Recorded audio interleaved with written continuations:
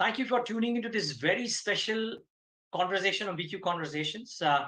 We are, or I will be in conversation over the next 15 to 20 minutes with Professor Douglas W. Diamond. For all of you who may not know, though there must be very few of you who don't, he is the 2022 recipient of the Nobel Memorial Prize in Economic Sciences for his research on banks and financial crisis. He specializes in the study of financial intermediaries, financial crisis, and liquidity. Professor Diamond, I hope I got all of that correct. Thank you so much for speaking to Big Prime in India. Yeah, that's just right. Okay, great. Thank you for talking to us once again. Now, while giving you the award, the Academy mentioned the reasons and said, and I quote, an important finding in their research is why avoiding bank collapses is vital. Now, that seems obvious to a layman, but a lot of people would miss out on the larger reasons. Can you tell us how those findings are applicable, or how you came across those findings, and how those findings are applicable in the current landscape? Sure. So let me say, basically, my work is in the area of economic theory. It's not taking it to the data. And it's very simple economic theory. So it's a kind of framework in which one views the world. If you're like a policymaker or a banker, if you see something happen, you think, I think about why does it happen? And then if you use my view of why it happens, you can then draw the right rather than the wrong conclusion. So I have two types of, I have two models of the role of the banking system in the economy, where the banking system does stuff that you can't do without it. The first one is that it monitors certain types of business borrowers, think of small and medium businesses that need to have someone to keep an eye on them to make it credible to be willing to lend to them.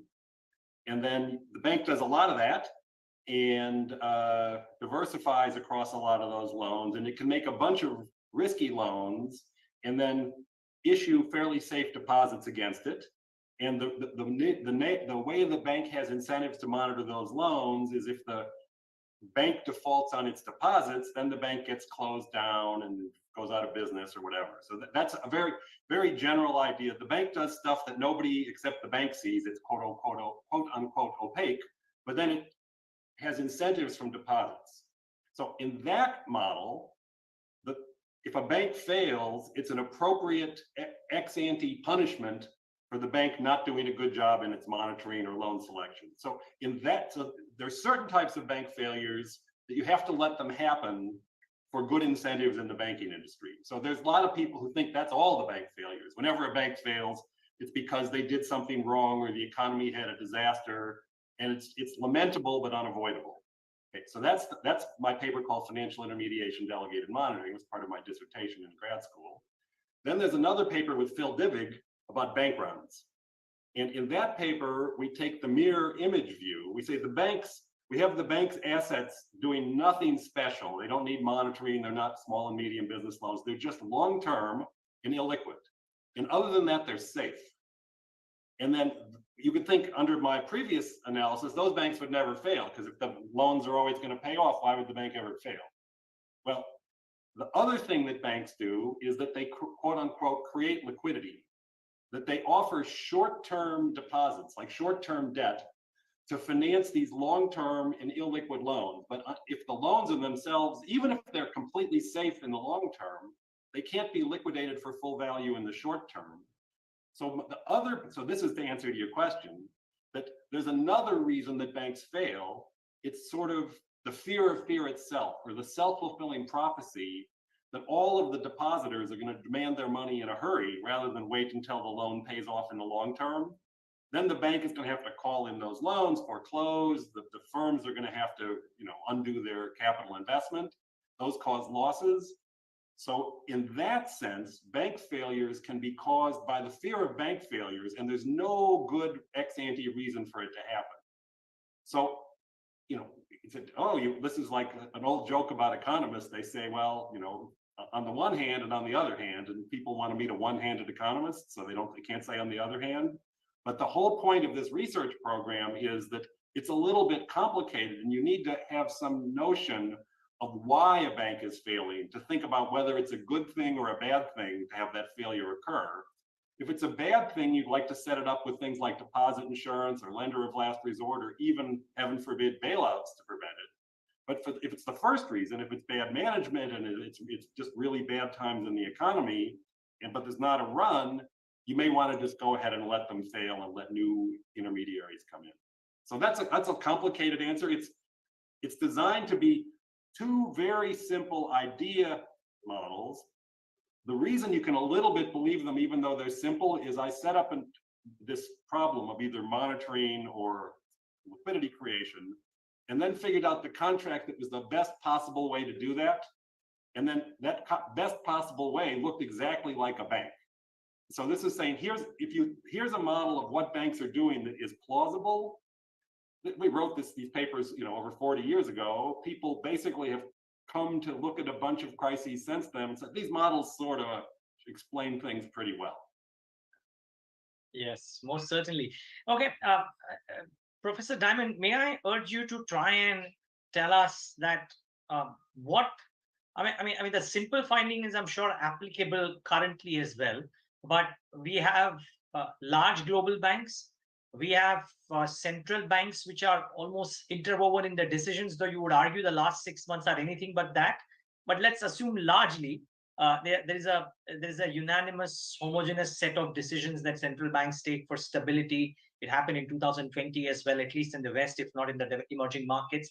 How applicable are those findings for in the current landscape? Do you reckon that bank failures and large bank failures are even a possibility in the current landscape wherein central banks would ensure that such a thing doesn't happen?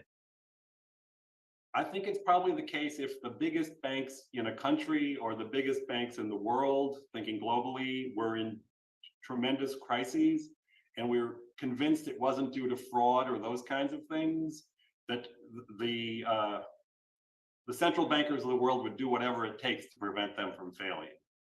So once you take bank failure off the table as an incentive device to keep the bank on the straight and narrow, then you're relying on the supervisors and the regulators or other bits of the market to discipline them. So that makes it a little tricky, but the very, very big banks, think of like the biggest banks in Asia or US or Europe, they rely very heavily on wholesale uninsured funding. So even if they're going to be bailed out at some point, uninsured big depositors do worry that that bailout would not include them. So there is sort of some discipline that if your bank is really doing something that people think in the whole world think is fairly risky and stupid, you might lose your wholesale funding. And we saw that, in the US. And the interesting thing is that my views about why banks are subject to runs has little to do with money or demand deposits. It's about borrowing short-term and lending long-term illiquid. So we saw it in Bear Stearns, then we saw it in Lehman Brothers. And I think if they hadn't intervened right after Lehman Brothers with AIG, we would have seen it in Goldman Sachs. We would have seen, so this borrow short-term, lend long-term on these really big institutions is a source of this liquidity risk. So confidence and liquidity and things like that are super important to keep those things stable. So, most of those really big institutions, the ones I just mentioned, or the ones that are still in business, and the ones I just mentioned, are actually pretty well managed. And they don't have any of this sort of delegated monitoring stuff going on. Now, it turns out that this structure that I came up, I didn't come up with it, is what banks do. I understood the way what banks do is that they, in the securitization technology, they use pooling and tranching. Pooling means diversifying across a bunch of different types of loans. Tranching means they issue a senior claim and they keep the junior one for bonuses and things like that. That's what securitizations do. That's what these investment banks do. That's what financial institutions do. That's the technology, besides borrow short, lend long, that financial intermediaries use. And that actually works pretty well even outside of the regulated banking sector. As long as the diversification, the part of the pooling, keeps working, securitizations even are fairly stable. Now, if the correlation between the loans goes way up, like it did in the housing crisis in the US, if all the loans are going down together, you don't have any diversification. Yeah, that's true. Actually, I'm sure it happens everywhere else in the world and in India as well, wherein the non-banking financial institutions, you address them as NBFCs or shadow banks, as the case may be, are doing significant part of such kind of lending as well. You reckon that's a good way out? Don't let deposit-taking banks get into that in risky short-term borrowing and long-term financing, and let it be the purview of the non-banks, so to say? It's a bit complicated. Um, Again, my view is the thing that gets you into trouble is borrow short, lend long. You don't need a bank charter to do that. So the Precisely. services the shadow banks provide are very, very similar. So here's the good news and the bad news. The good news, if the shadow banks go down, that won't bring down the regular banks unless the regular banks were lending to the shadow banks, which is something that does go on. The bad news is the banks are highly supervised and regulated, and often the shadow banks are not. So this can be, in some sense, if you put sufficiently onerous safety regulation on the banks, if you go too far, you do it in an inefficient way, that business migrates over to the shadow banks, the unregulated, non-bank financial institutions, and you get your crises there. I mean, if you look in the world economy, most of the banking system, commercial banks, the traditional banks, are in better capital positions than they were before 2008. So they're not going to be the line of first disaster. It's probably going to be the shadow banks, or you don't even need banks here. You just need short-term debt. The corporate sector is really highly levered compared to what it was in the past, and even the fairly, the large but not mega firms in many countries use lots of this what's called leveraged loans, short-term bank lending, Sure. syndicated lending. So it's quite possible that the next crisis actually happens outside the financial institution sector at all, directly in the corporate sector. We didn't see any of that in 2008. We could have seen some of that in 2020 because COVID hurts businesses directly, but at least in the United States, they threw everything at those businesses, subsidies, liquidity, et cetera. So Yeah. actually defaults went down. But I'd be looking right now, I'd be looking in the corporate sector around the world, and I'd be looking in the shadow bank sector. Wow. Actually, so maybe in India, our experience is slightly different, Professor Diamond, in that Indian corporate balance sheets as well as Indian banking balance sheets are fairly delevered. So actually, that prompts me to ask you. Oh, congratulations, by the way. That's good news. No, I was just something that. Unfortunately, I'm not. Even though I know some people who are experts in Indian banking, I'm not an expert at all. Not completely understandable. But I wonder if you have a view on whether banks are kind of a homogeneous set right now, and even if not India specific, or do you reckon that the banks in emerging markets versus banks in the Western markets are doing things materially differently? Because, like you said, you mentioned the point about how corporates or banks, as the case may be in the West or in the US, have a slightly different level of leverage as compared to, like I told you about what's happening in India. But do you have a thoughts on EM versus DM, so to say? Well, one trend I see in emerging markets is emerging markets in the last 10, 15 years have moved less from business lending, a little more into consumer and household lending. Yes. Household lending doesn't have, it's more credit scoring, it's less relationship and things like that. So that makes it a little easier to do, and that works well for big banks. The trouble is that households are very dependent on the business cycle.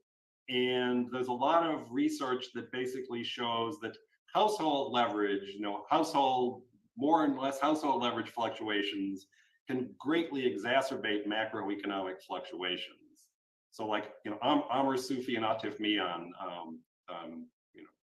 who are both either current or former colleagues of mine, like looked in the US data in the 2000s, and movements in household leverage and cutting back by bank lending to households really sort of drove the severity of the macroeconomic crisis as opposed to the financial crisis in that period. So that seems like that's a big trend more toward household lending. I mean, even in China, where the banks were pretty much mainly lending to businesses, even household lending has become a thing there. So that would be the thing I would keep an eye on in this next cycle. All right, very interesting. And unabashedly, I must admit out here that even in that case, the Indian household is a lot less levered. So I'm feeling slightly okay about that. Okay, so that's good. So it could be in the next cycle, the Indian financial system, your market share of solvent financial institutions will go way up, which would probably be a good thing. No. I mean, I guess that one, I don't know what the current state of the Indian financial system. I know that sort of state-sponsored financial institutions, have a reasonably big share. So those really depend a lot on the supervision to make sure that the politics is not the basis for the lending. So, that would be a risk. This is an emerging market-wide thing. Is that the role of the state isn't just to keep the private sector honest, but also to do some things itself. No, you're 100% right. And there have been instances in the past, sporadic as they may be, of there being the government having to infuse capital into the state-sponsored banks in order to not necessarily bail them out, but keep them healthier. So yes, I would admit that some time back it has happened. Now, yeah, I would love to understand from you, Professor Diamond, which is I mean, you mentioned how banks are not a homogeneous set. I wonder if you believe that I mean, there has been a pandemic, and there has been the Western countries versus some emerging markets which didn't have the balance sheet have treated this very differently. The approach to the problem very, very differently. I know that you look at liquidity as well, maybe bank liquidity in a big way, but do you have some thoughts on the liquidity in general, splurging around the world, and EMs in particular, which didn't have so much of liquidity? Yeah. So the research we originally talking about, the people that the Nobel Committee, this was research I did in the 1980s. The last 20 years, I've been working on some models with originally with Raghu Rajan, and then recently with him and Yunja Hu. So we've been looking at the issues of when there's too much liquidity in the system and how that can cause fragility, because essentially when there's lots and lots of fragility, existing assets are such great collateral, people can borrow a lot, have high leverage against that great collateral. But if liquidity is withdrawn, or if there's a shock, that collateral sort of evaporates. Yes. We can see some of that in the last 5-6 years. They're basically leaving interest rates too low for too long in the US, generated, global liquidity. And now when the US is trying to withdraw it, the US still has too much because our bowl was more than full. Sure. But the part that was spilling over to the rest of the world is not there anymore. So now there's problems in emerging markets in general when the US tightens. So I think, there are bad things about too much liquidity. There's certainly bad things about too little, because you get panics and bank runs. But the fact that the US had too much and didn't really coordinate with the rest of the world's central banks on that, the rest of the world's central bank just had to deal with it. Now they have to deal with the withdrawal. So if anything, these fluctuations in US liquidity, the first thing that's going to happen is threats of crises in emerging markets rather than threats of crises in the United States. Got it. I have 30 more seconds. And then, by the way, as I'm of the view that there should be, you talked about maybe we thought about the coordination between world central banks. There isn't much coordination between world central banks. And legally, they all have, like the US Federal Reserve has a mandate to look out for the US. So the only reason they care about the rest of the world is if there were blowback on the US. That's not the best possible system. Most certainly. I have 30 more seconds, Professor Diamond. Do you believe that QT is a crisis-like becoming a crisis-like situation for the EMs, or difficult to say? I wish we knew. We didn't know anything about QE, and we found, okay, it had these things. No one in the world has really tried QT. There was something in the long past of the United States called Operation Twist, where they were trying to flatten the yield curve. That's a little bit like QE, but because we're in uncharted territory, I would not want to be a central banker right now trying QT, because right now they have QT and they can just raise the short rate, and they don't really know the pluses and minuses of choosing the mix between those two. And as you say, QT could easily cause an emerging market crisis, which I think that would have enough blowback on the developed economies that would make them stop the QT. In fact, I was saying they should have not done as much QE in the first place, because the unwind, which is what QT is, was going to be painful and politically unpopular.